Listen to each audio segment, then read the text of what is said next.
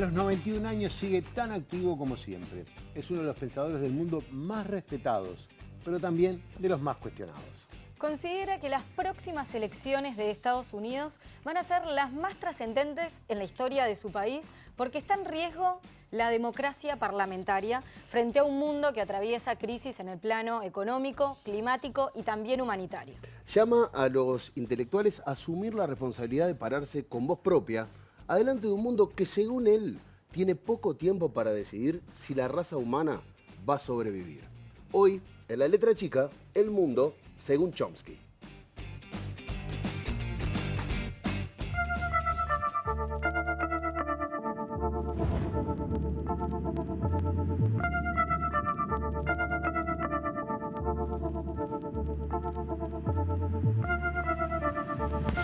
During the Great Depression, which I'm old enough to remember, there was, and most of my family were unemployed working class, there wasn't, it was bad, much worse subjectively than today, but there was an expectation that things were going to get better.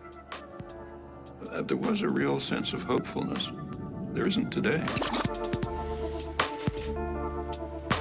Noam Chomsky, posiblemente el lingüista más importante del mundo y uno de los intelectuales más destacados de las últimas décadas. Having virtually invented modern linguistics by the age of 30, Chomsky joined the gathering swell of protest in the 60s. When the first question was asked seriously about 50 years ago as to how we are capable of doing what we do all the time, how are we capable of understanding, producing expressions which we've never heard, which may have never been uttered in the history of the language, and do it over an infinite range.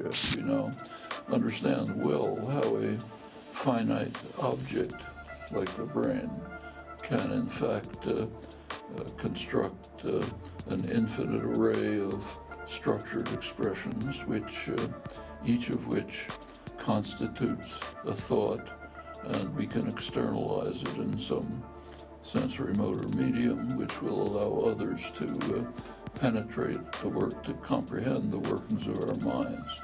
This is a species characteristic of humans. What it is ain't I'm Noam Chomsky. I'm on the faculty at MIT, and I've been getting more and more heavily involved in anti-war activities for the last few years. Sobre todo es conocido a nivel mundial por su activismo político, por su búsqueda de la justicia, por denunciar una política internacional de Estados Unidos extremadamente injusta, por denunciar los conflictos, la guerra, la violencia, el imperialismo en todo el planeta. Inequality is really unprecedented. The inequality comes from the extreme wealth in a tiny sector of the population. Not only is it extremely unjust in itself, inequality has highly negative consequences on the society as a whole. It's important to understand that privileged and powerful sectors have never liked democracy, and for very good reasons. Democracy puts power into the hands of the general population and takes it away from them. Noam Chomsky está de visita a nuestro país, que visitó la chacra de José Mujica y Lucía Topolansky, que hoy dio además una conferencia sobre los desafíos para construir democracias solidarias. Disminuir la democracia es una característica típica de los programas neoliberales. Estos programas, por su propia naturaleza, tienden a concentrar la riqueza en muy pocas manos, a la vez que la mayoría ve su situación estancada. Y así se afecta la democracia funcional. Todo esto es un efecto natural de la concentración del poder económico, que se traduce a su vez en la concentración de poder político. Why did you decide to come to Uruguay?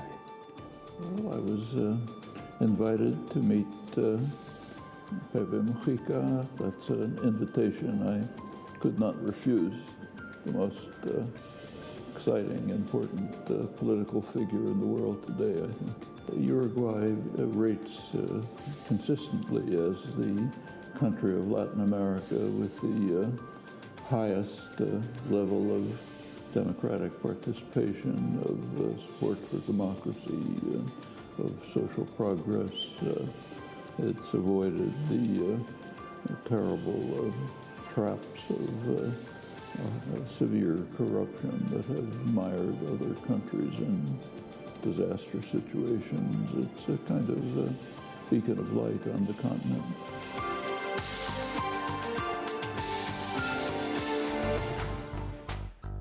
...21:06, bienvenidos a La Letra Chica. Hoy tuvimos, la producción de La Letra Chica tuvo el placer y la oportunidad de poder conversar, escuchar y preguntar al lingüista, filósofo, politólogo y activista estadounidense Noam Chomsky. Por motivos que eran de sus obligaciones, no pudo ser en vivo, pero nos permitió conversar con él por más de una hora. Y los temas en los que se centró el diálogo fueron la política, la comunicación y el futuro, que, como lo decía Analía en la presentación, es un tema que le preocupa muchísimo. También lo decía Diego. Para reflexionar sobre lo que dijo Chomsky en esta entrevista y ampliar sus conceptos en materia política, nos acompaña en esta primera parte el investigador, docente Álvaro Padrón, bienvenido, analista internacional, director de la Fundación Ebert FESUR en Uruguay. Gracias por acompañarnos. Gracias por la invitación. No, por favor. Felicitaciones por el programa, por la entrevista. Chomsky es uno de los intelectuales contemporáneos más importantes del planeta y da 2 o 3 entrevistas por año. O sea que hayan logrado esto es fantástico. Y otra vez es una cosa por Uruguay, ¿no? Me tocó ser parte del equipo que armó la visita de él en el 2016. Y lo conecto con algo que ustedes hicieron, era el momento que estabas con la entrevista del presidente Alberto Fernández y Mujica. Él vino por Mujica, vino a filmar un documental, recién veíamos, ¿no?, esa conexión, y allí tuvimos la oportunidad de ver ese intelectual en toda su amplitud, ¿no?, y pensando en una lógica en clave global. Así que felicitaciones, porque creo que nos da la oportunidad de levantar el nivel en el debate de la política internacional, aunque en este caso lo asociemos mucho a lo que va a pasar en pocos días, que son las elecciones en Estados Unidos. Agradecido, y en particular saludar a la producción, que ha sido la que ha soportado y sostenido durante estos 4 meses este programa y ha conseguido estas cosas maravillosas. Si les parece, arrancamos con la primera parte de la entrevista, donde habla de política, pandemia y las elecciones del próximo 3 de noviembre en Estados Unidos. Afirmó que estamos en medio de una confluencia de crisis existenciales, la catástrofe medioambiental, la guerra nuclear, la crisis de deterioro de la democracia, que dice que es el único medio para combatir estas crisis, y además las crisis de la pandemia. Entonces la pregunta es, ¿cómo pensar en salidas a esta crisis? Bueno, primero que nada quisiera decir que la elección de noviembre, este 3 de noviembre, es sin duda la elección más importante en la historia de la democracia parlamentaria. De hecho, el futuro de esta democracia parlamentaria está en riesgo en esta elección. Tenemos una situación que nunca antes se había dado. Hemos tenido la democracia parlamentaria muy antigua en Inglaterra, 350 años, en Estados Unidos, 250 años, y nunca ha habido una situación en la cual la persona que esté en gobierno haya declarado que en caso de no gustarle el resultado de la elección se negará a irse. Y se rodeará de personas que lo apoyan armadas, que lo van a defender. Eso nunca ha pasado hasta ahora. Y nadie sabe qué significa eso, qué quiere decir con eso. Y mucha gente lo ha tomado muy seriamente. Personas en altos mandos lo han tomado muy seriamente. Para darles un ejemplo, hay 2 comandantes militares senior que tienen muy respetados, han escrito una carta abierta al presidente del jefe del Estado Mayor, y en esa carta le han recordado de su juramento, el juramento de defender al país contra enemigos, tanto domésticos como externos.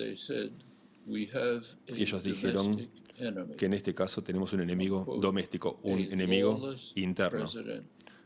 Y lo cito, es un presidente ilegal que no sigue las leyes con el apoyo de un partido que ha abandonado toda pretensión de independencia. Y este presidente sin ley ha declarado que no dejará el poder si no le gusta el resultado electoral. Y le han recordado que el deber en ese caso es enviar al ejército estadounidense a remover a este presidente por la fuerza y de dispersar a las milicias armadas que lo rodean.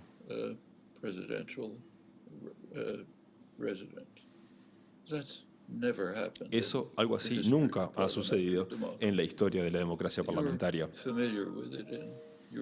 Ustedes están familiarizados con esto en Uruguay y en otros países también. Países que han tenido golpes militares, pero nunca ha pasado en otras democracias. Y no solamente esto. Esto es lo más pequeño, porque ha habido un desvío de la democracia estadounidense. Y este es uno de los peligros más pequeños de Trump. Hay peligros, amenazas mucho más graves. El mundo se está dirigiendo hacia una catástrofe ambiental. Eso está ocurriendo en este momento, mientras hablamos. Los casquetes polares se están derritiendo. El dióxido de carbono en la atmósfera está aumentando.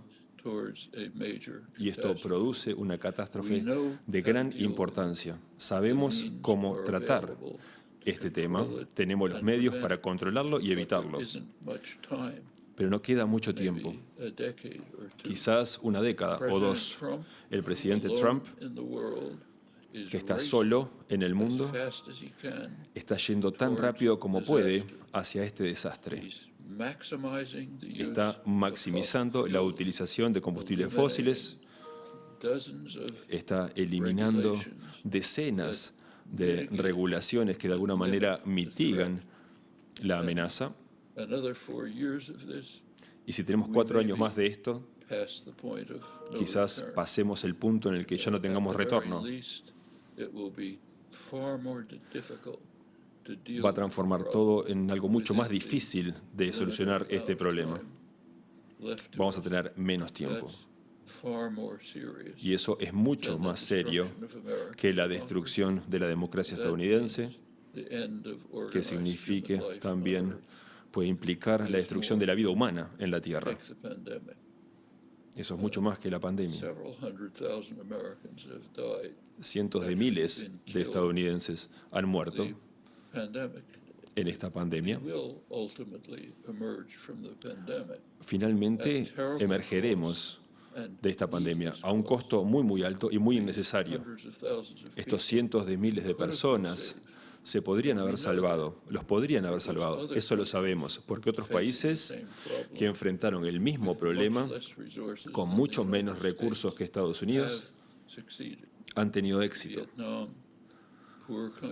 Vietnam, que es un país pobre, que está en la frontera con China, casi no ha tenido muertes.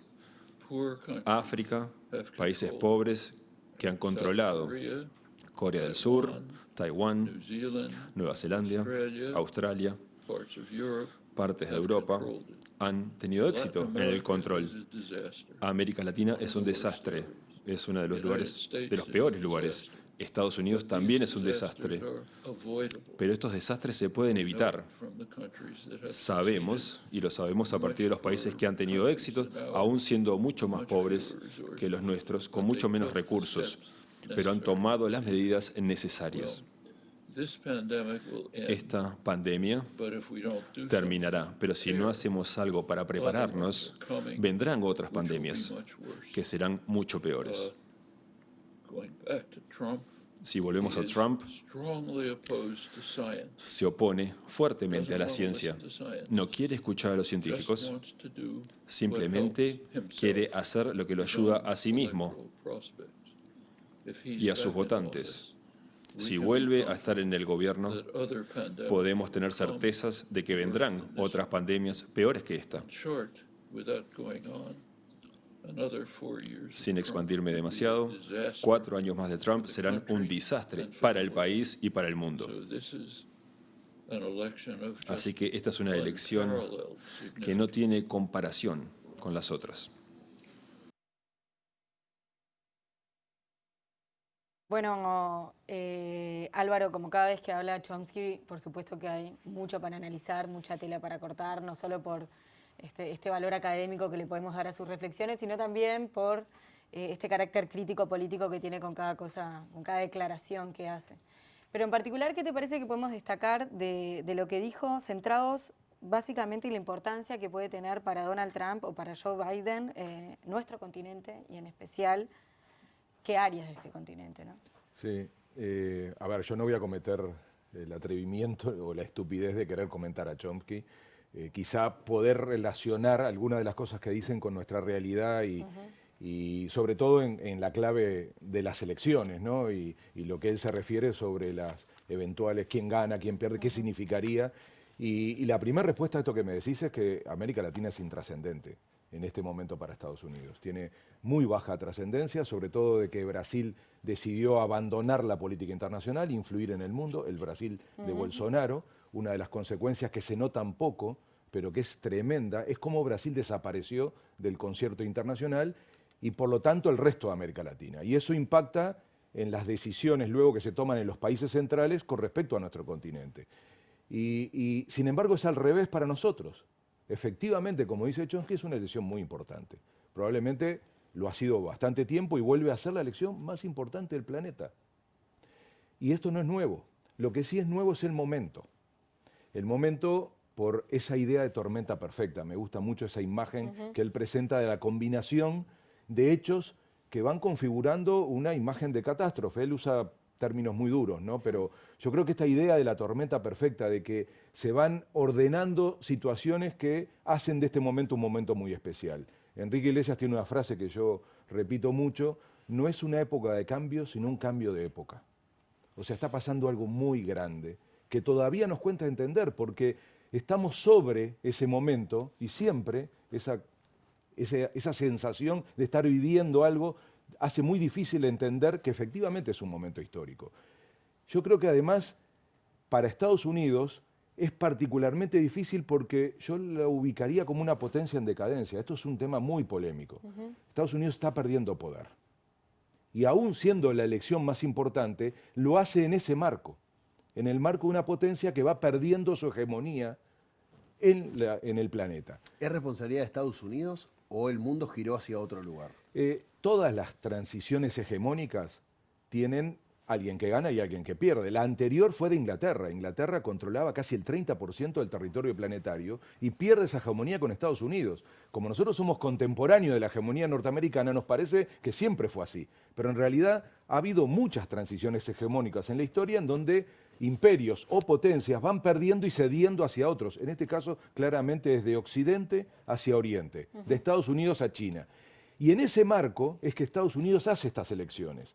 Y en ese marco que además se complica más con la pandemia, que es otra referencia clave que hace Chomsky para entender las tensiones que hoy hacen que los norteamericanos estén frente al dilema de a quién votan. ¿Por qué digo que lo de la, de alguna manera, potencia decadente es clave? Porque uno le sorprende que a una potencia que ha sido hegemónica por tantas décadas tenga un presidente de estas características. Cuando uno escucha a Chomsky, termina de darse esa imagen de un presidente, es impresentable. O sea, él lo pone como un peligro para Estados Unidos y para el planeta. Ahora, hay que preguntarse por qué este tipo de personaje, que no es solo Trump, recorre el mundo, este tipo de opción política, está siendo tan popular. Porque en general es votada por la gente. En la región, sin ir más lejos, tenemos a Bolsonaro. Entonces está pasando algo. Trump es el presidente a la medida de un momento de decadencia de Estados Unidos. No es al revés. O sea, la gente lo vota en la medida que hay una gran frustración en Estados Unidos sobre lo que está pasando, sobre todo lo que ha pasado a partir de la crisis del 2008, que es una crisis muy del norte, que a nosotros nos tocó poco. Entonces, si no miramos el contexto en el que se va a dar la elección, nos va a costar mucho entender y vamos a volver eventualmente a sorprendernos. Recuerden cómo nos sorprendimos cuando Trump ganó. No había un analista que dijera que Trump ganaba. Solo el que hace pronósticos, este historiador que se dedica a hacer pronósticos, le embocó, ahora dice que va a perder. Entonces, la sorpresa tuvo que ver con que no se estaba comprendiendo el estado de humor de la sociedad y la forma en que una candidatura así conectaba con la sociedad, sobre todo con el enojo de la sociedad. Y lo que está en transformación es la sociedad norteamericana. Y Trump conecta con una parte de la sociedad norteamericana que extraña el pasado, que quiere volver a América Grande. Es su consigna, ¿no? Entonces, esas son las claves de esta elección que tiene pocos días por delante, ¿no? Vamos a estar frente a un resultado que, como dice Chomsky, va a definir el futuro del planeta, aún cuando la potencia en la que se está haciendo esta elección es decadente. Cuidado con las potencias cuando están en retirada. Son más peligrosas que nunca, sobre todo con liderazgos de este estilo. Ahora, América Latina en eso pesa poco. ¿Sabés que hablás de peligro, de enojo de la gente? Y bueno, si algo ha marcado estos últimos 12 meses, algún punto de inflexión, fue la reacción urbana, la reacción ciudadana. En Estados Unidos, en Latinoamérica, en Europa, la gente salió a la calle, protestó, y a Chomsky le preguntamos, bueno, ¿cuál era el peso real que pueden tener estas reacciones urbanas, este enojo de la gente? Hablamos del Black Lives Matter, hablamos de las feministas y los estudiantes en Chile, hablamos de los chalecos amarillos en Francia. Bueno, de todo esto quisimos saber qué opinaba Noam Chomsky. Son muy importantes. Empecemos, por ejemplo, con Chile, que está justo en su zona. Las protestas en Chile son parte y están lidiando con los residuos que quedan de la dictadura de Pinochet. Y tiene características que son muy destructivas para la gente. Hay que tener en cuenta que la dictadura de Pinochet fue el primer ejemplo de neoliberalismo. La dictadura dio un gran apoyo, recibió un gran apoyo de estos llamados economistas libertarios, Milton Friedman, Hayek, y los pensadores de lo que se hace llamar libertarios en Occidente. Ellos fueron los arquitectos de la economía chilena, que de hecho fue un desastre. En algo así como 5 años habían destruido la economía chilena. En el 92, el Estado tuvo que hacerse cargo de parte de la economía de lo que había pasado con Allende. Pero los principios fascistas se mantuvieron. La economía volvió a elementos tradicionales, pero los efectos de esta dictadura fascista se mantuvieron. Se privatizó el sistema de jubilaciones, se privatizó y se retiraron fondos de la educación, hubo control social. Este levantamiento chileno, el levantamiento chileno fue desmantelado y básicamente el país fue una democracia en funcionamiento, pero que tenía una gran desigualdad, una gran pobreza. Para un país tan rico, hubo mucha represión. Ese fue el primer ejemplo de neoliberalismo. Luego, un par de años más tarde, llegó al resto del mundo Ronald Reagan y Margaret Thatcher, que inauguraron de alguna manera esta era neoliberal en todo el mundo. Y ha sido muy perjudicial para los diferentes pueblos. Donde se ha aplicado ha sido muy perjudicial. En Estados Unidos hubo un periodo neoliberal que comenzó con Ronald Reagan, que hizo un anuncio de que el gobierno es el problema. Tenemos que retirar las decisiones del gobierno. Las decisiones no desaparecen, se van a otra parte. ¿A dónde se van? Bueno, se van a las manos del poder privado. El poder empresarial, el problema, el poder corporativo, que no tiene ningún tipo de responsabilidad. Básicamente se desplazan las decisiones del gobierno, que en parte tiene responsabilidad con el pueblo, y pasa al poder privado, que no tiene ningún tipo de responsabilidad. Luego viene Milton Friedman, el gurú económico del neoliberalismo, que unos años antes había ayudado a devastar Chile. Escribió un artículo muy importante, crucial, al mismo tiempo, en el cual decía que la responsabilidad de las empresas solamente es enriquecerse. No tienen ninguna responsabilidad para con la comunidad o con los trabajadores. Su único cometido es enriquecerse. Entonces, al combinar todo esto, las decisiones se deben retirar del gobierno, se les entregan a los privados, y estos privados tienen como única responsabilidad enriquecerse. Entonces, no hay que ser un genio para saber qué es lo que va a pasar. Y va a pasar, y ha pasado de una manera u otra en distintas partes del mundo. Un estudio reciente en Estados Unidos,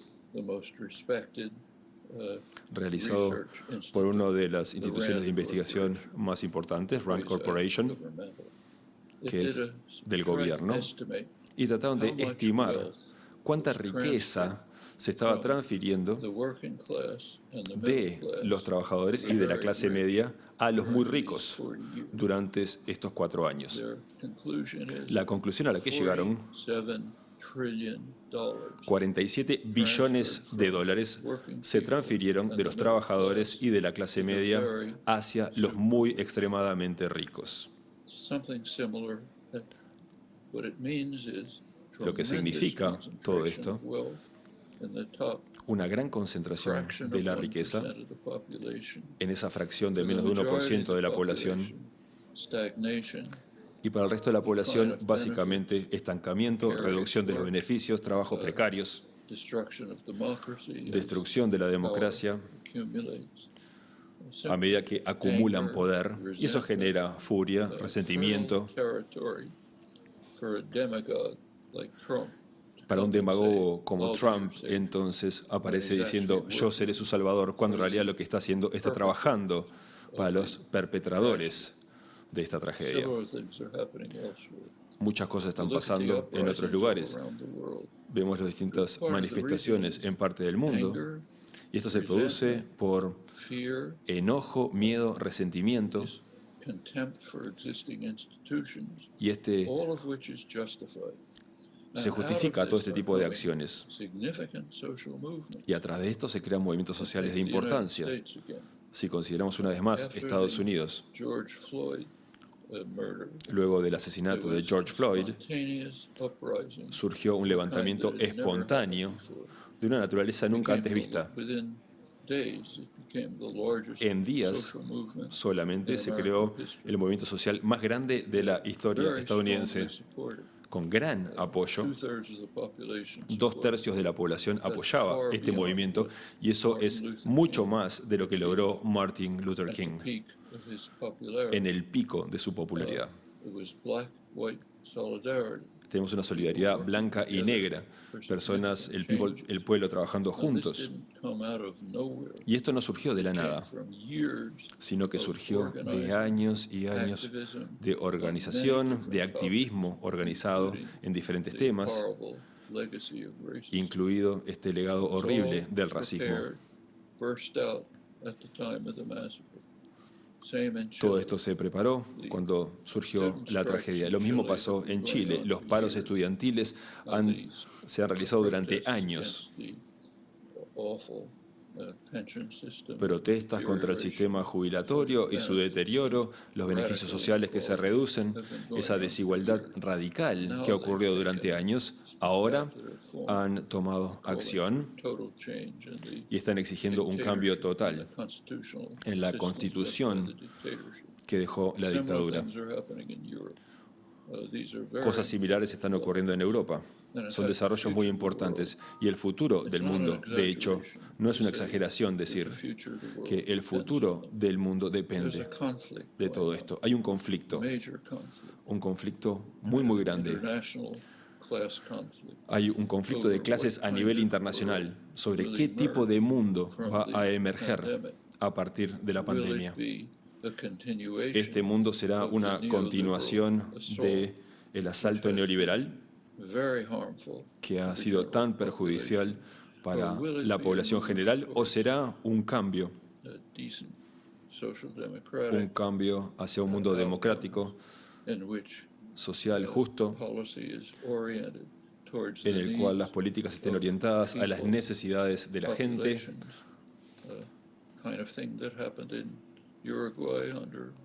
como algo que pasó en Uruguay con Mujica. ¿Será algo así o será más del desastre neoliberal? Nos ponen con un cruce de camino, ¿no?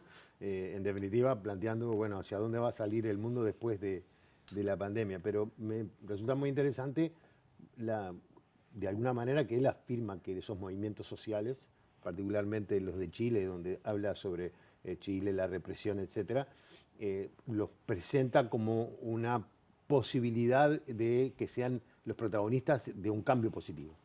¿Puede ser? Bueno, creo que ya son los protagonistas, ¿no? Y tiene que ver con algo que caracteriza a América Latina, que es la desigualdad.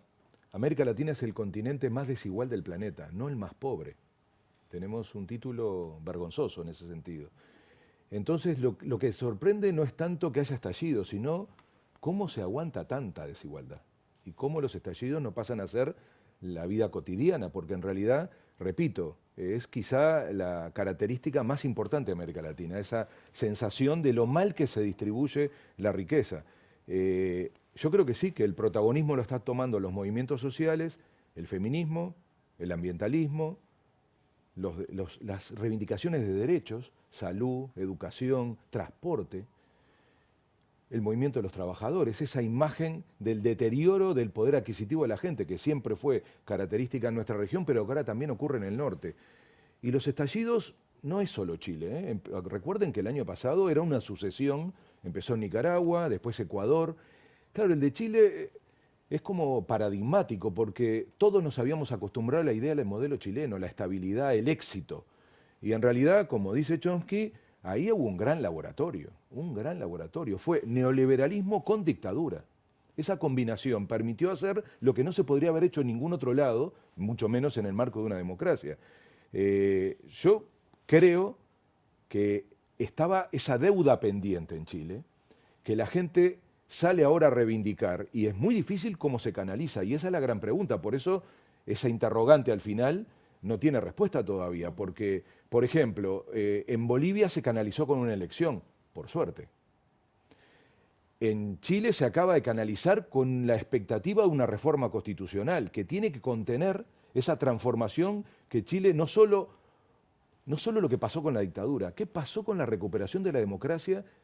Que quedaron todas estas cuentas pendientes y recién ahora el sistema político es capaz, entre comillas, porque no está siendo capaz justamente de contener esa presión, pero al menos lo ha ubicado en el terreno de una elección, como fue la del domingo pasado, y un proceso que va a ser muy largo, y hay que ver si llega a poder soportar la gente ese proceso tan largo, que es casi de un año, para empezar a encontrar resultados. Pero yo quiero conectar luego con el resto del mundo, que es lo que plantea Chomsky, porque el problema ya no es solo de un continente desigual. El mundo entero está teniendo esta especie de ruptura con respecto a los consensos y lo que podría ser un pacto social. ¿Por qué?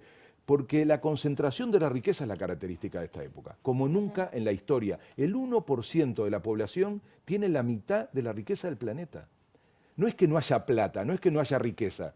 El problema es cómo se reparte, y esto también le empezó a tocar al norte. Por eso los estallidos sociales también son del norte, porque se rompe en Europa el estado de bienestar, porque la sensación del norteamericano medio es que vive peor que sus abuelos.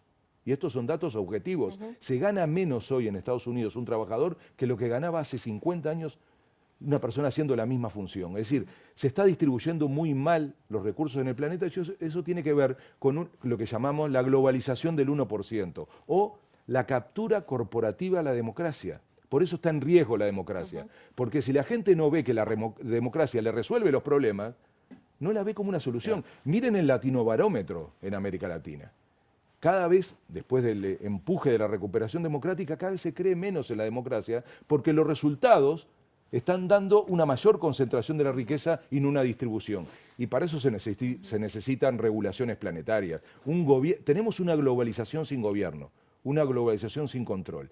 Si eso no se organiza, si no tiene esa escala, va a ser muy difícil, porque esa captura corporativa tiene escala transnacional. Lo que dice Chomsky insistentemente es el papel de las transnacionales capturando esa riqueza, que ya no la controlan los estados a nivel nacional. Tiene que haber una capacidad de pensar eso a escala transnacional, como pasa con las empresas, como también el cambio climático. Los problemas de la humanidad hoy son globales y tienen que tener respuestas globales. Recién recordábamos al comienzo del programa la vez que en el año 2017 vino Chomsky al Uruguay a hacer esta conferencia, donde por cierto fue muy crítico con las izquierdas y también con la burocratización en la región y en el mundo. Desde el 2017 hasta la actualidad han pasado muchas cosas en nuestro país, principalmente la señal más grande es que la izquierda justamente perdió el gobierno nacional y sobre esto también le quisimos preguntar a Chomsky. Concretamente le cuestionamos qué visión tiene él de la realidad latinoamericana y en particular en nuestro país. Yo creo que toda América Latina, incluido Uruguay, está en una especie de punto de cambio, pueden ir en diferentes direcciones. Hubo un periodo en el que hubo un aumento de la democracia social, hubo mayor igualdad, se superaban problemas relacionados a la pobreza, mayor inclusión, se incluyó a la población indígena, a las poblaciones más pobres. Luego hubo un ataque, hubo una regresión, hubo un cambio hacia la derecha. Muy sorprendente fue lo que pasó en Brasil con Bolsonaro. Ahora creo que es una pregunta que queda abierta.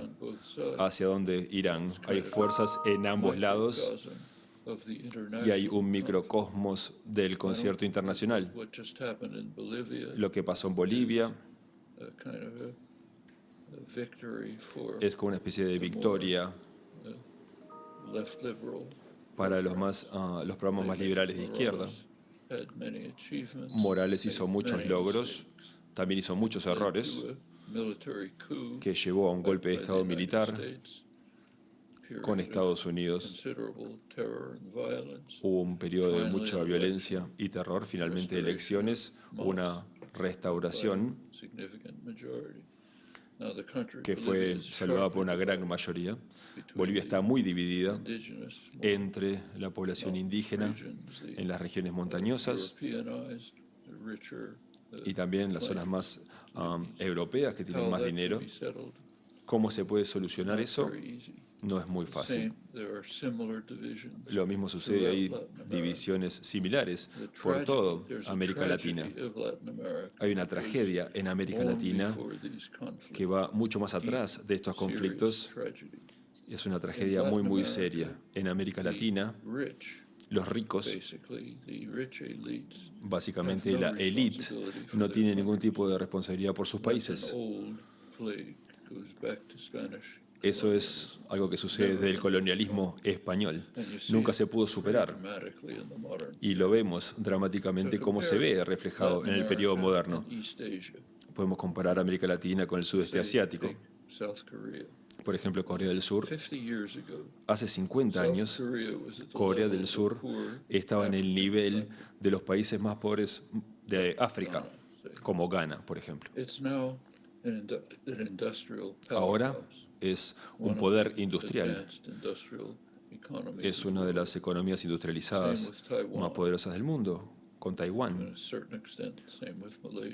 Parecido también a lo que sucede en Malasia o Singapur. Pero eso no ha ocurrido en América Latina. En América Latina se han mantenido empantanados en esa estructura neocolonial. Si vemos las razones para que ello suceda, no es por falta de recursos. América Latina es mucho más rica en recursos humanos y materiales que lo que es el sudeste asiático. No se trata tampoco de peligros externos. América Latina es muy segura de los peligros externos. El único peligro en América Latina es Estados Unidos. Ese es el principal peligro para América Latina. Estados Unidos permanentemente ha fomentado golpes militares y no tengo que hacer toda la lista de la historia. Ustedes lo conocen mejor que yo. Eso no ha pasado en Asia. Tenemos muchos peligros extranjeros, Entonces, tenemos ventajas en América Latina, pero el desarrollo se produjo en Asia. La razón, básicamente, es el control de la población más rica. En el sudeste asiático están controlados. Si ven el comercio, por ejemplo, importan bienes de capital y buscan inversión extranjera para el desarrollo. Eso no sucede en América Latina. En América Latina importan objetos de lujo para los ricos y no tienen inversión. En el sudeste asiático se controla las exportaciones de capital. No se puede exportar capital.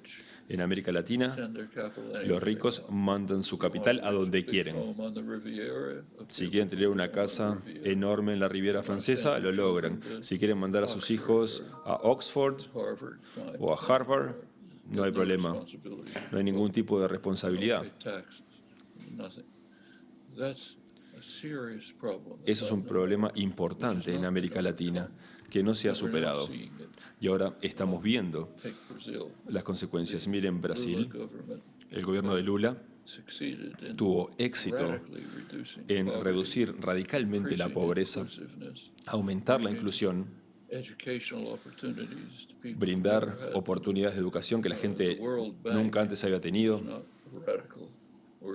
El Banco Mundial, que no es una organización radical, realizó un estudio sobre la historia económica brasileña en 2016, varios años después de que se terminó el gobierno de Lula, y describía el periodo de Lula como una década dorada, única en la historia brasileña, por los logros que se habían conseguido. Y dijeron que se podría haber continuado si hubiesen implementado las políticas correctas. Pero hubo una reacción de la derecha. El Partido de los Trabajadores, el PT, cometió errores muy importantes. Terminaron enredados en corrupción, y realmente esa es una enfermedad en América Latina. Se unieron y de alguna manera perdieron toda credibilidad. No fue Lula en sí mismo, pero se toleró esa corrupción. No lo tendrían que haber hecho. No diversificaron la economía, no hicieron movimientos para diversificar la economía, como sí pasó en el sudeste asiático. Dependieron de la exportación de commodities, y eso deja a Brasil, una vez más, jugando un sistema del tercer mundo, que básicamente exporta productos primarios e importa productos fabricados en China. Lo mismo se aplica a muchos otros países. Lo mismo en Venezuela. Chávez hizo muchas cosas buenas para la población, pero no diversificó la economía y se mantuvo en una economía basada en el petróleo de ese periodo colonial. Cuando bajaron los precios del petróleo, fue un desastre. No es lo que sucede en el sudeste asiático, en Taiwán, en Corea del Sur, en otros países. ¿Qué nos dice todo esto? Chávez también toleró mucha corrupción y no tendría que haberlo hecho. Todo esto lo que nos dice es que las políticas sociales son importantes. No solamente alcanza con recursos, ser rico en recursos, ser ricos en recursos humanos y materiales, sino hay que tener las políticas sociales correctas. Eso es una diferencia muy importante. América Latina está en el punto de que tiene que tomar una decisión. Va a continuar con las mismas tradiciones, con esa tradición de dejar a los sectores más poderosos que hagan lo que quieran, que los exploten a los demás, que no tomen ningún tipo de responsabilidad por su país, o de lo contrario van a implementar políticas sociales que lleven de alguna manera a algo como lo que sucedió durante los años de Mujica, durante los años de Lula, pero sin las fallas, y así moverse a la diversificación económica, el control de los más ricos, el control de la inversión, trabajar en la inclusión, mejorar los estándares de educación superar los problemas de inequidad. Y todo esto es posible. Se puede hacer con las políticas sociales correctas.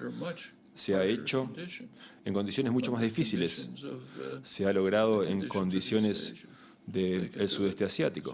Ellos lo pudieron hacer, así que también lo tienen que poder hacer en América Latina. Bien, Álvaro, ¿cómo bajamos a tierra para cerrar a Uruguay? Todo esto. Y a ver, él refiere al final a los déficits de la década progresista, balance pendiente todavía, ¿no? Es decir, esto de la autocrítica que se nombra mucho y se practica poco. Entonces, yo agregaría a todos esos elementos de los déficits del progresismo la falta de voluntad política, la incapacidad de no apostar a la integración regional. Los problemas estructurales de América Latina se resuelven con escala. Eso que él permanentemente compara con el sudeste asiático tiene que ver con que nosotros estamos fragmentados. Entonces no vamos a cambiar nuestra matriz productiva, no lo hizo el progresismo, no vamos a influir en las decisiones globales para tener un comercio distinto, una relación centro-periferia distinto y por lo tanto no vamos a recuperar soberanía, que la hemos perdido. Intrascendencia es la característica y falta de soberanía para definir los destinos.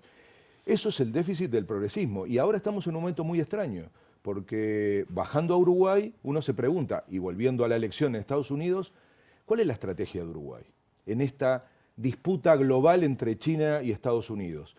¿Cómo nos paramos frente a eso? Y lo primero que uno se pregunta es ¿cuál es la política exterior de Uruguay? Y yo no la sé. Si ustedes observan, en la campaña no se habló de política internacional, en las principales iniciativas legislativas, la LUC o el presupuesto, no aparece este tema. Tuvimos un canciller que cuando renuncia, el asunto no fue su propuesta de política internacional, sino su liderazgo en la coalición. Es decir, no hablamos nada de política internacional. Una paradoja de la época, porque el mundo y la globalización se nos metió en cada una de nuestras casas, en las escuelas, vía la pandemia.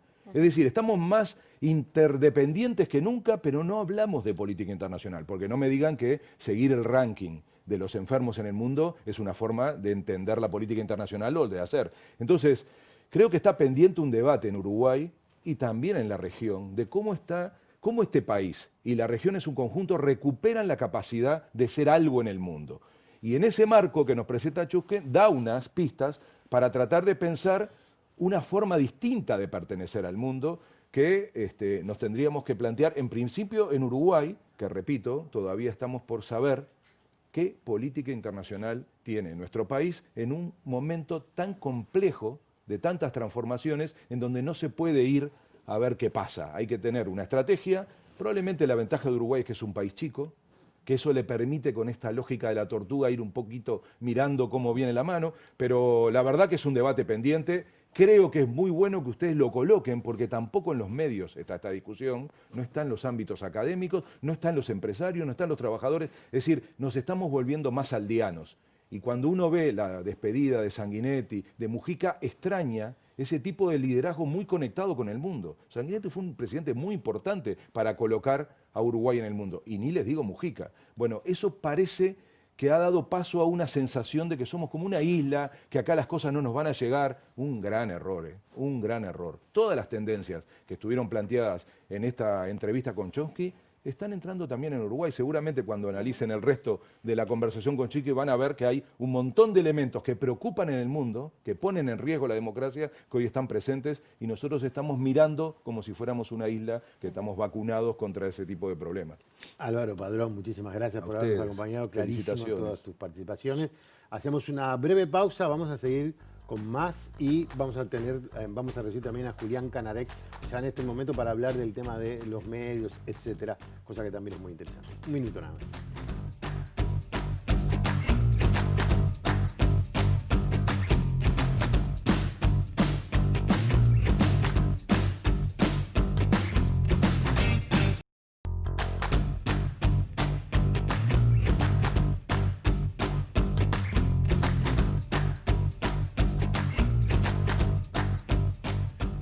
4 minutos quedan para las 10 de la noche y estamos recibiendo a Julián Canarek, magíster en Comunicación y Cultura, licenciado en Comunicación Social, socio y director de Ciudadana, empresa especializada en comunicación ciudadana, política y gubernamental.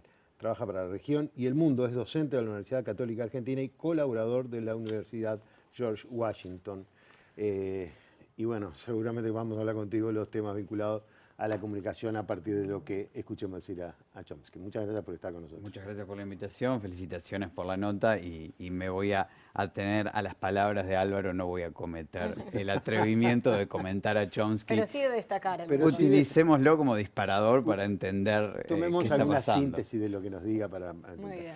¿Qué nos dijo Chomsky sobre los medios de comunicación masivos, el mundo de las redes sociales, el crecimiento de las llamadas de los fake news? ¿Cómo, está mal dicho? No, estuviste casi bien. Casi bien. Como un fenómeno que se mete en los procesos electorales y políticos. ¿Qué pasa con la manipulación mediática? ¿Cuánto han cambiado en los últimos tiempos las reglas del juego de los medios? Este es el tema que abordaremos. Otra tragedia de América Latina ha sido que los medios han sido monopolizados por la extrema derecha, uno de los más extremos del mundo. Es muy difícil, es muy limitada en cuanto a la independencia, realmente es sorprendente. Pero hablemos de las redes sociales. Estados Unidos, por ejemplo, es un caso interesante. Estados Unidos es una sociedad muy libre,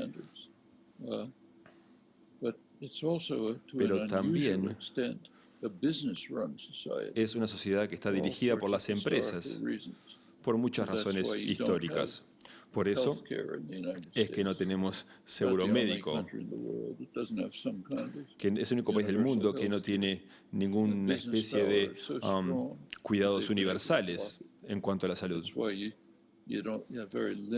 Por eso tenemos este sistema de seguridad social también está muy limitado. Es un país con mucha riqueza, pero está muy atrasado en lo que se refiere a las políticas sociales. En cosas sencillas como la salud, por ejemplo. Y también pasa con los medios. Estados Unidos es uno de los pocos países desarrollados que no tiene medios públicos. Nada como la BBC o la Deutsche Welle, o también el sistema francés. No tenemos nada de eso. Casi todos los países tienen. Estados Unidos no tiene, porque el poder empresarial es tan fuerte que bloquearon todo intento de poder hacerlo. Solamente tenemos medios empresariales. Tenemos el New York Times. El New York Times es un muy buen diario. Es lo que leo de mañana. Es de los mejores del mundo, pero está muy restringido. Está dirigido por empresas y está orientado hacia las necesidades de la clase capitalista, a la gente que paga por publicidad. Entonces está muy limitado, tiene muy buenos periodistas, mucha información, pero está estructurado de maneras que reflejan de alguna manera ese poder privado. Entonces tienen voces independientes, pero están muy marginalizadas. No tienen el capital para poder hacer otra cosa. Y cuando hablamos de las redes sociales, hay un efecto mezclado. Por una parte, las redes sociales no dan información sobre el mundo. Las redes sociales no tienen periodistas en otros países, no tienen periodistas en el terreno. Básicamente la gente lee las noticias de Facebook. Eso es lo que hacen los jóvenes, por desgracia. Obtienen las noticias filtradas por Facebook y las obtienen de los medios más importantes. Facebook no tiene periodistas en el mundo, tampoco a nivel local. Las redes sociales han sido muy efectivas en el desarrollo de los movimientos sociales que estuvimos hablando hace un rato. Las organizaciones, por ejemplo, Black Lives Matter, son redes sociales o también utilizan Twitter. Y de esa manera estas organizaciones pueden crearse y transmitir ideas que van más allá de las instituciones establecidas. Todo eso es muy positivo, pero hay un lado negativo. Las redes sociales, de alguna manera, aunque sea increíble, aíslan a las personas. En vez de hablar con otras personas, uno queda pegado a la pantalla Uno puede entrar en un McDonald's en Estados Unidos y fijarse en los adolescentes que están sentados a la mesa compartiendo una hamburguesa. Hay dos conversaciones que se están produciendo a la vez. Una es entre los muchachos que están sentados en la mesa y la otra es una conversación privada que están teniendo a través del iPhone con alguien que cree que es un amigo pero que nunca conocieron y que nunca conocerán y quizás sea una persona falsa. Y eso pasa en todas partes. Es más, las redes sociales tienden a impulsar a las personas dentro de burbujas. Es como algo natural que se da. Uno tiende a elegir las cosas en las que está interesado. Nos juntamos con personas que tienen la misma opinión que nosotros, que piensan igual que nosotros, y nos reforzamos mutuamente en esas opiniones, y termina creándose una especie de burbuja en la que quedamos aislados del resto, de otras opiniones, de otras actitudes, de otras partes del mundo y de la sociedad. Entonces es una manera de atomizar, a su vez, la opinión. Y terminamos con un... Es efectivo para la organización y el activismo, pero por otra parte, de alguna manera, también la perjudica. La historia de las noticias falsas, de las fake news, es un reflejo de la tendencia protofascista de los elementos de derecha que han accedido al poder.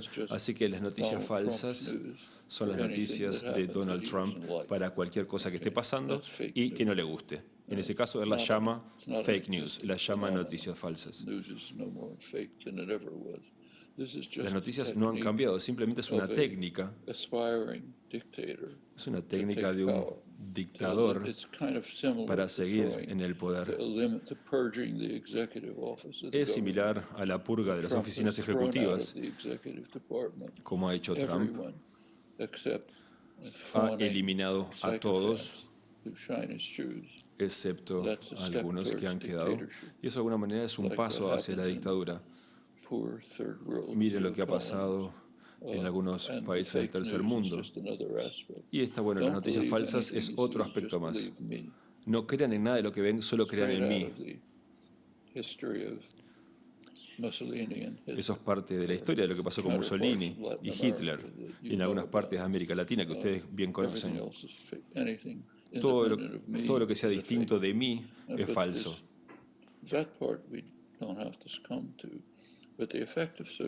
Pero el efecto de las redes sociales es muy importante. Ahora se han realizado estudios de los efectos psicológicos, especialmente entre los jóvenes, causas de depresión, de aislamiento. Estas son herramientas que se pueden utilizar para una gran ventaja de los pueblos y de la sociedad, pero también, a la vez, puede causar muchos perjuicios. Es una elección que tenemos. Hay universidades en Estados Unidos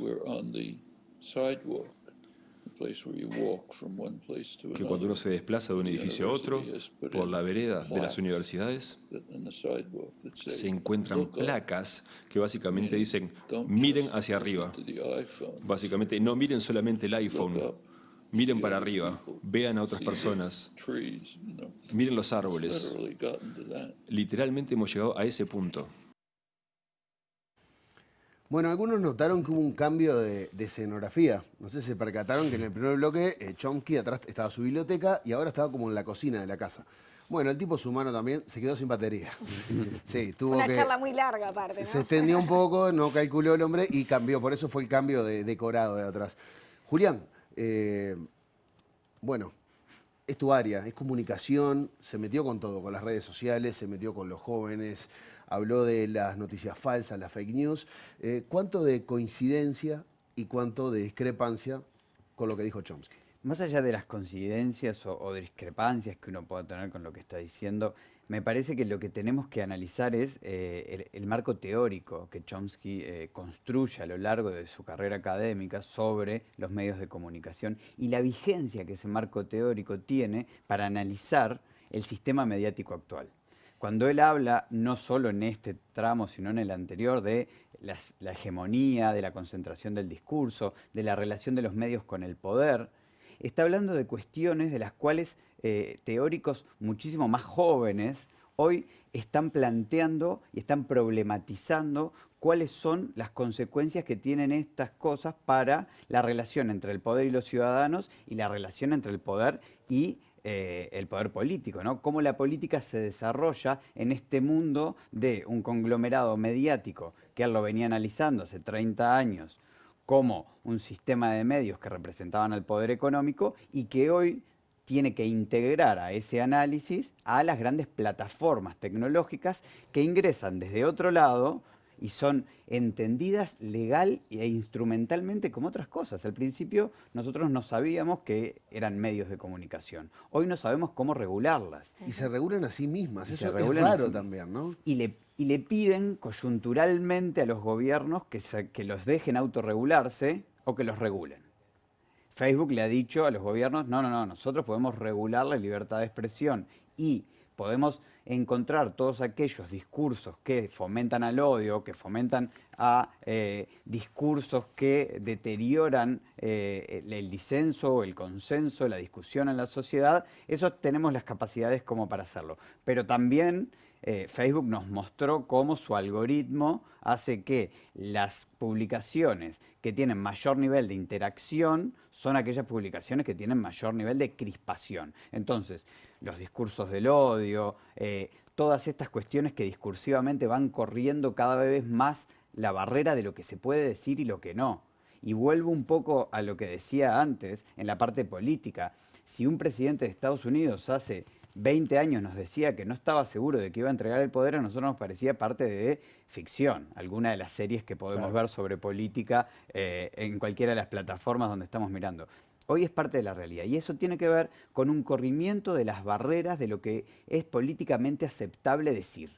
Y eso implica un deterioro en el debate público que tiene a las redes sociales como un gran protagonista, porque es por allí donde nos vamos polarizando, donde cada vez más nos vamos metiendo en estas burbujas. Estos son sesgos cognitivos. Él viene hablando de sesgos cognitivos.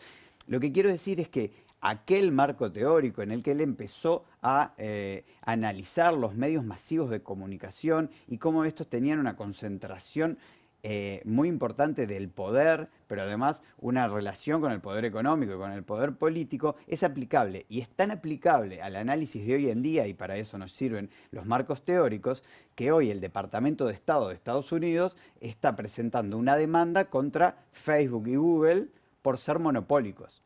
Se la presenta porque son monopólicos en... Porque están contra Trump. No, porque son monopólicos en una cuestión económica. Pero si el Departamento de Estado o la Unión Europea, queriendo legislar alrededor del tipo de discursos que pueden aparecer en las redes o cómo nosotros podemos trabajar sobre qué cosas son tolerables, qué cosas no son tolerables, qué cosas son replicables y qué cosas no, sin entrar a censurar discursos, porque las redes sociales tienen esta promesa esperanzadora de la democratización del discurso. En un conglomerado mediático en el que previamente la discusión era entre el periodismo y el sistema político, el periodismo y el poder en toda su expresión, hoy podemos encontrar que hay voces ciudadanas que pueden generar movimientos en redes sociales que además tienen correlato en la vida real.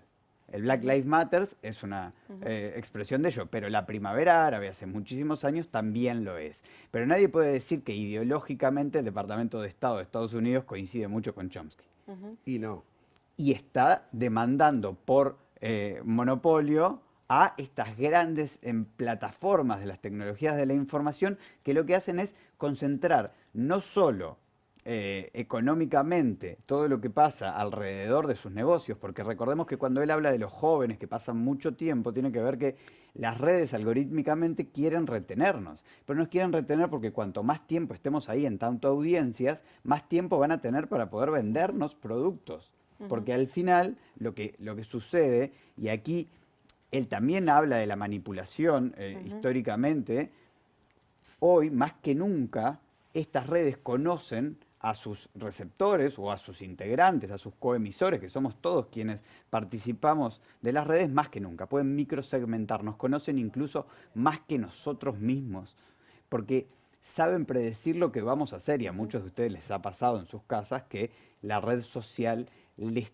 tira una publicidad de algo de lo que estuvieron charlando en sus casas sin estar en la red social. Bueno, eso quiere decir que nos conocen a través de la hipersegmentación. Y hay otros teóricos que están alertando sobre este tipo de acciones y qué resultados puede tener eso para la democracia. Harari nos está diciendo más o menos lo mismo. Harari es un teórico, historiador israelí, muchísimo más joven que él, y que lo que está pensando es muchísimo más en el futuro que en el pasado. Pero lo que nos está diciendo es, cuando creemos que tenemos libre albedrío, hoy en día estamos en un problema. No necesariamente el concepto de libre albedrío, como lo conocemos y como nos conocen a nosotros hoy, estos nuevos medios que son las redes sociales, es tan así. Ahora, Julián, ¿cuál es la responsabilidad que tienen los medios de comunicación y el periodismo en términos generales, que de alguna manera perdieron este rol de mediar entre la realidad y los ciudadanos, por esta lógica de que la población se empieza a informar a través de las burbujas de las redes sociales con las que conecta, y todo el criterio periodístico de la elaboración de una noticia, del contraste de datos, el chequeo de materiales y, en una palabra, la construcción de la credibilidad queda totalmente desaparecido? Sí, la verdad es un concepto en disputa hoy en día. Y eso nos cabe a todos. A todos Él nos decía cabe que todos los que no opinen como yo es falso. Eso dice Trump, que cuando le chequean algo que no es cierto, cuando algo reacciona lo ataca, diciendo la CNN es fake news, y lo hizo públicamente. Y eso lo que hace es complejizar aún más, porque lo que le quiere decir a la ciudadanía es: a mí me acusan de generador de fake news, entonces yo acuso a los medios tradicionales de que ellos son fake news. No son ni generadores, los convierte en las fake news. ¿Pero los medios o el periodismo tienen alguna responsabilidad Sí. que asumir en todo este proceso? Los medios tienen una gran oportunidad, porque si la verdad es un concepto en disputa, la construcción de la verosimilitud y de aquellas nociones que van a regir el debate público deben tener algún orden. Pero para que tengan algún orden, nosotros tenemos que jerarquizar el discurso y las cosas que discutimos en los medios de comunicación, pero además los medios de comunicación tienen que poder desvincularse del modelo de exposición y de negocios que plantean las redes. ¿Por qué? Porque vivimos hiperestimulados de cuestiones que tienen que ver con la comunicación. Tenemos que cubrir todo el tiempo. Y si todo es noticiable, nada es relevante. Claro. Y los medios de comunicación terminan cayendo en esa lógica, que es la lógica de cubrimos absolutamente todo, todos los días. Bueno, y también eso, por quedar fuera del mainstream de alguna claro, manera, ¿no? pero eso les genera un doble desafío, Sí, que es el desafío de cómo nos adaptamos a este cambio de época, y tomo lo que decía Álvaro, este es un cambio de época también en la comunicación, cómo nos adaptamos a que no sea otro el que da la noticia, y ahí incluso hay un doble juego entre los periodistas que son periodistas y que pueden tuitear antes que dar la noticia en su medio de comunicación. Y eso es un nuevo paradigma. Pero también tenemos que repensar los modelos que sustentan el buen periodismo. ¿Qué rol tienen los modelos de negocio de los medios tradicionales? ¿Son sustentables? ¿No son sustentables? Para los estados, ¿qué importancia tiene la información de calidad? Cuando nosotros hoy estamos hablando de pandemia y en determinados lugares del mundo, esto que hablábamos antes de correr las barreras de lo políticamente correcto para decir, implica que si la verdad es un concepto en disputa, yo puedo decir que si gana Joe Biden, le va a hacer caso a la ciencia.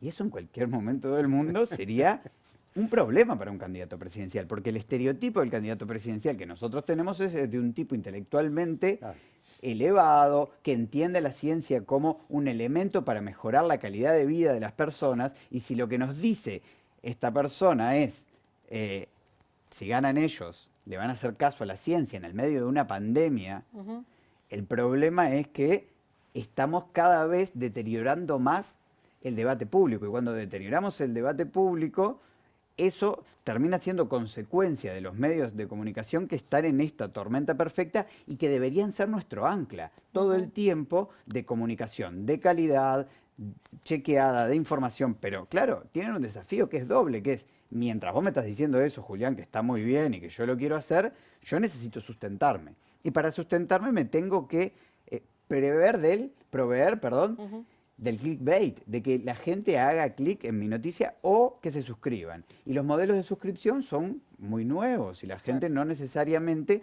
la podemos volver a traer a que por información hay que pagar, porque los medios tienen ese modelo y las redes sociales tenían otro modelo. ¿Cuál es el intercambio dentro de una red social? El intercambio es, bueno, vos me das datos, consciente o inconscientemente, y yo te doy acceso a toda esta información o toda esta capacidad relacional. Los medios necesitan pagarle a los periodistas para que los periodistas hagan buena información. Entonces, ¿cuál es el intercambio que tiene que haber entre la sociedad civil y el periodismo? ¿Y cuál es el sustento que tienen que dar los estados a la buena información? Porque la próxima crisis que va a poner en jaque a la democracia tiene que ver con cuál es la información veraz. Si estamos discutiendo sobre cuestiones que ya no hay verdades, está mi verdad y la verdad de ustedes. Y ya no hay nada objetivo. Entonces, los medios tienen un gran desafío, pero también una gran oportunidad. Muy bien. Julián, está para seguir hablando toda la noche, pero bueno, no podemos. Te agradecemos mucho que nos hayas acompañado. Estuvo todo muy bueno y hacemos una breve pausa para dar el cierre con este programa tan especial, el futuro. Ese será el tema con el que abriremos el último bloque del programa.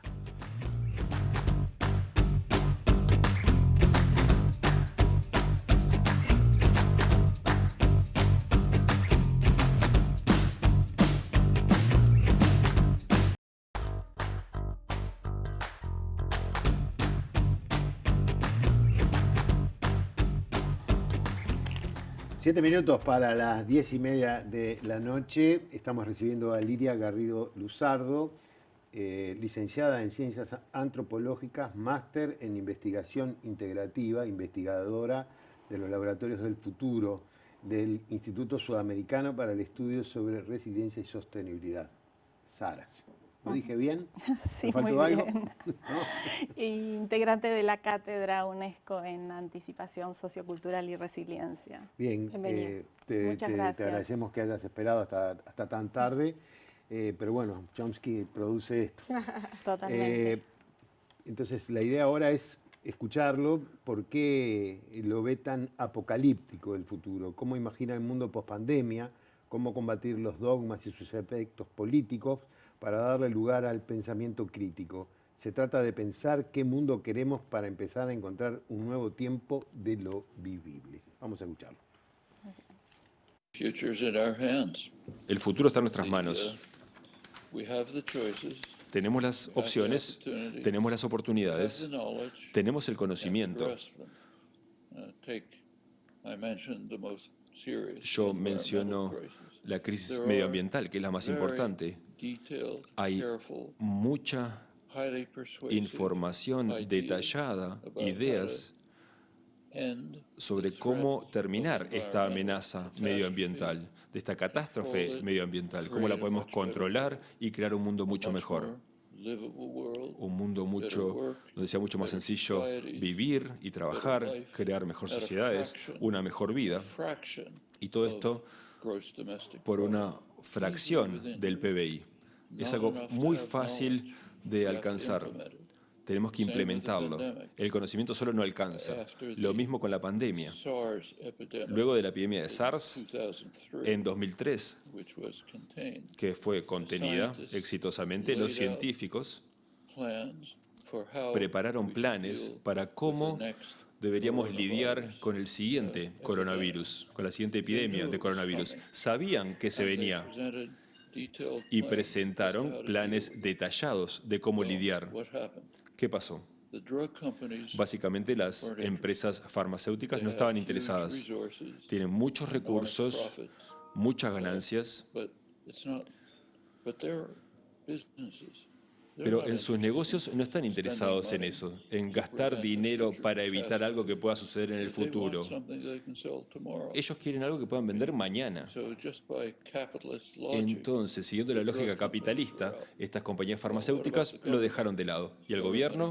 Bueno, el gobierno, una vez más, tiene muchos recursos, tiene muy buenos laboratorios, pero también ahí aparece la plaga neoliberal. Los gobiernos son el problema, entonces no se los deja hacer nada. Entonces el gobierno no hizo nada. Todo esto nos lleva a la pregunta de qué debemos hacer. Tenemos que tomar control de estos aspectos. Tenemos que tener actividades progresistas. No podemos dejar todo en las manos de los súper ricos que utilizan recursos que deberían utilizarse para las necesidades humanas. No es una ley de la naturaleza, eso no se debe hacer. Ya se ha hecho en el pasado y se puede hacer en el futuro. Lo que sucede ahora es que estamos en un momento de gran importancia. El destino de la vida humana organizada depende de todo esto. Tenemos que tomar la decisión de hacernos cargo del futuro y retirarlo del control de aquellos que solo buscan el poder y las ganancias, y ahí tendremos una posibilidad para un futuro mucho mejor. Si no se hace, ahí nos podemos despedir. Bueno, Lidia, antes que nada, saber qué análisis te generó estas reflexiones presentadas por Chomsky y también hacer el esfuerzo de ligarlos con unos conceptos claves que están vinculados con tu especialidad, que es la gramática generativa y los sistemas anticipatorios. Bueno, muy buenas noches a todos y Muchas a la gracias, audiencia. Es realmente un privilegio poder estar aquí compartiendo con ustedes y con las palabras de Chomsky. Y me sumo a los anteriores invitados, entonces, a que de ninguna manera sería mi intención analizar en sí lo que Chomsky plantea, también considerándolo como que podría ser un cierto atrevimiento. Entonces, en lo que sí me enfocaría es en la manera en que nosotros trabajamos, digamos, el enfoque con el que trabajamos el futuro, que es un enfoque que viene siendo liderado por la UNESCO, con el objetivo de empoderar las capacidades de libertad. El futuro, como Chomsky lo dijo, está en nuestras manos, pero en el sentido, y aquí valdría una aclaración, que el futuro en realidad en sí mismo no existe, pero sí nosotros lo usamos de manera cotidiana. ¿Cómo lo usamos? A través de nuestra imaginación y a través de la anticipación.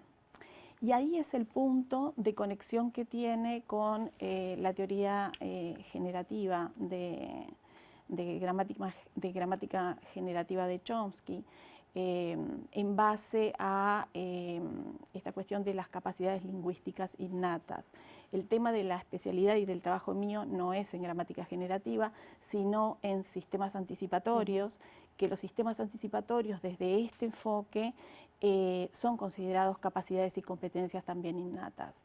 Los seres vivos somos todos anticipatorios y los humanos tenemos una doble capacidad anticipatoria, una implícita inconsciente y otra consciente explícita.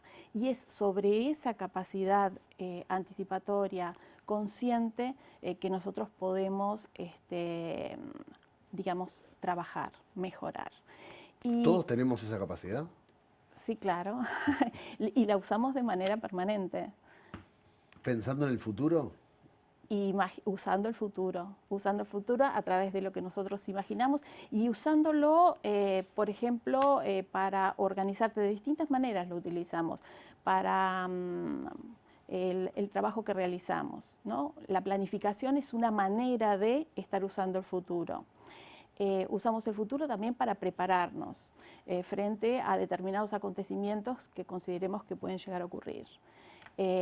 Pero usamos el futuro también para orientarnos y para dar sentido, por ejemplo, a lo emergente, a la novedad. La situación del coronavirus ha sido un interesante laboratorio en ese sentido de aprendizajes a usar el futuro frente a incertidumbre, novedad, sorpresa, ambigüedades, ¿no? Y lo interesante también en este sentido es que más allá de, por supuesto, todos los aspectos negativos que el coronavirus y de ciertos dolores, padecimientos, no solo de salud, sino en aspectos que tienen que ver con lo vincular, económico, en fin. Dejando de lado o poniendo en paralelo esta situación, lo que permitió fue de que recurriéramos más a nuestras capacidades creativas. Y para decir esto, estoy pensando en varios casos que hemos estado analizando en centros educativos, por ejemplo, que frente a la situación inicial de desorientación, de miedos, comenzó a surgir descubrimientos de alternativas que antes no lograban ver. Entonces, ¿qué estamos diciendo con esto?